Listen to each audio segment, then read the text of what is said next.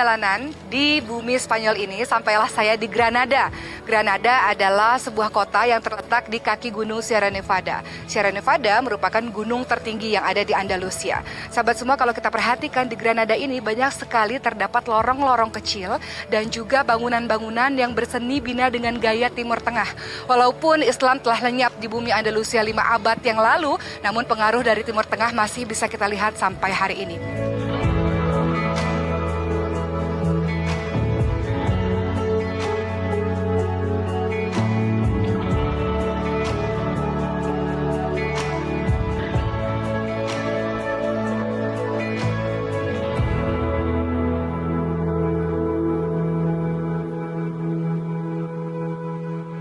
Alhamdulillah saya berkesempatan untuk mengunjungi Masjid Granada yang letaknya berhadapan dengan Istana Alhambra.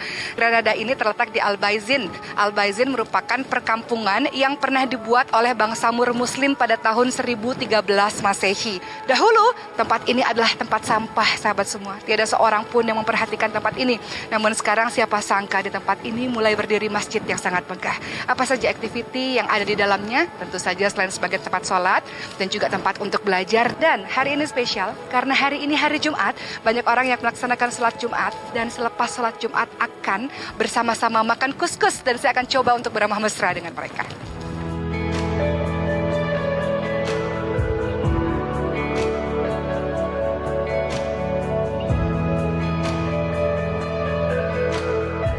Sahabat semua, jadi kuskus itu seperti nasi tapi bukan nasi, dan lebih kecil-kecil, dan juga biasanya akan dihidangkan dengan ayam ataupun daging. Nah, ini adalah beberapa daging yang akan siap untuk dimakan.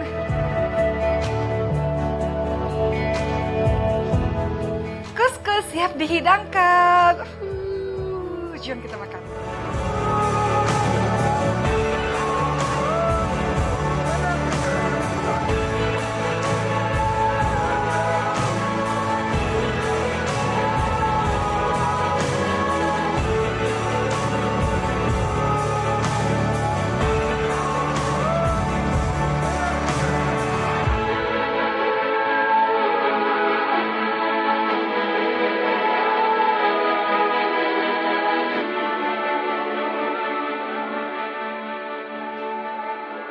Istana Alhambra. Disinilah saya berada. Kalau sahabat semua memperhatikan, banyak sekali orang-orang dari seluruh penjuru dunia yang mengagumi Istana Alhambra ini. Dan saya berada di salah satu kawasan yang sangat indah di Alhambra.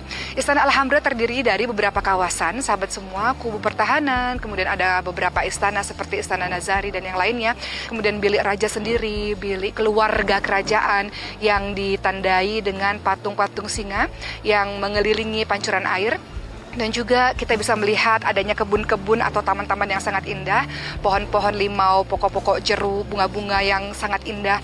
Dan juga seperti kolam-kolam ini, sahabat semua, kita bisa melihatnya dengan sangat tenang sekali. Dan yang menarik adalah dinding-dinding dari Istana Alhambra. Dinding-dindingnya dihiasi dengan kaligrafi-kaligrafi yang bertuliskan kalimat La ilaha illallah dan Wala ghaliba illallah, yang bermakna tiada Tuhan selain Allah dan juga tiada kejayaan selain kejayaan atau kemenangan dari Allah Subhanahu wa Ta'ala. Hal ini dibuat seperti itu karena raja ingin memberitahukan kepada seluruh rakyat bahwa kehebatan, kemenangan bukan berasal dari raja. Kehebatan, kemenangan hanya berasal dari Allah Subhanahu wa Ta'ala. Bukti dari ketawaduan dari seorang raja yang hendak diperlihatkan kepada seluruh rakyatnya. Sekarang saya akan berkeliling untuk menikmati keindahan dari Istana Alhambra ini. Masihkah ada lagi belas? Into Jannah, into Jannah, into Jannah, into Jannah.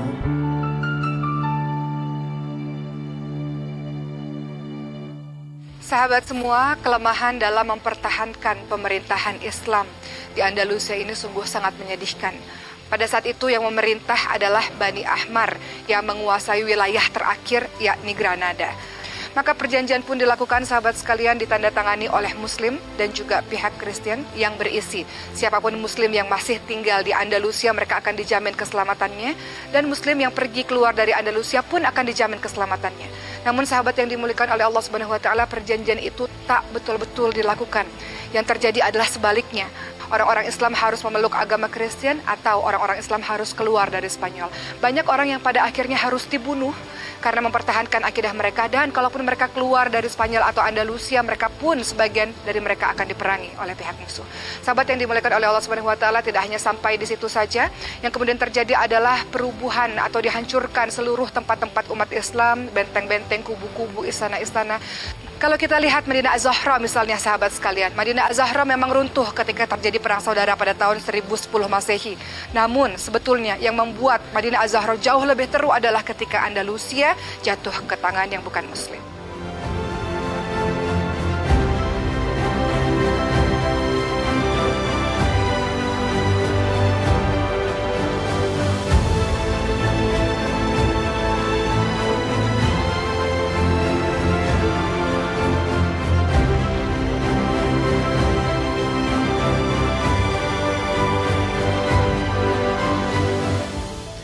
Lalu apakah yang mengakibatkan Islam lenyap di bumi Andalusia? Seorang bernama Abu Abdullah sangat tidak suka dengan keputusan sang ayah yang hendak menyerahkan tahta kepada anaknya yang lain. Maka Abu Abdullah pun kemudian memberontak. Ia melawan sang ayah sehingga berakhir dengan terbunuhnya ayah tersebut. Lalu kemudian apakah tahta itu diserahkan kepada Abu Abdullah? Tidak. Tahta itu pun kemudian beralih kepada Muhammad bin Sa'ad.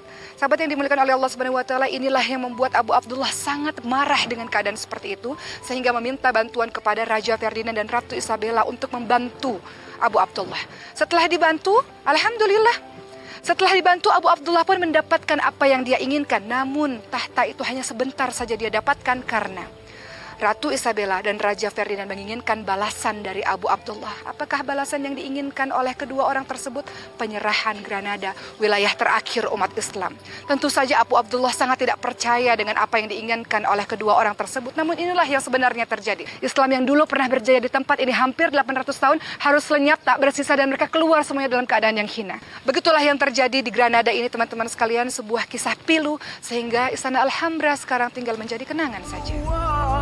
Ku tahu aku banyak dosaku, masihkah ada lagi belas? Allahumma inni as'alukal jannah.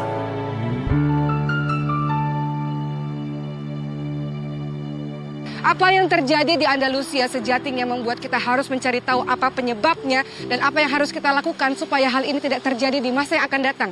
Penyebab hilangnya Islam di Andalusia adalah orang-orang Islam pada saat itu mulai jauh dari Al-Quran dan Sunnah.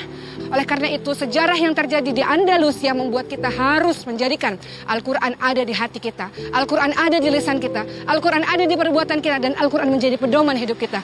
Insya Allah dengan begitu kita akan berjaya lagi, gemilang lagi di kemudian hari. Baiklah.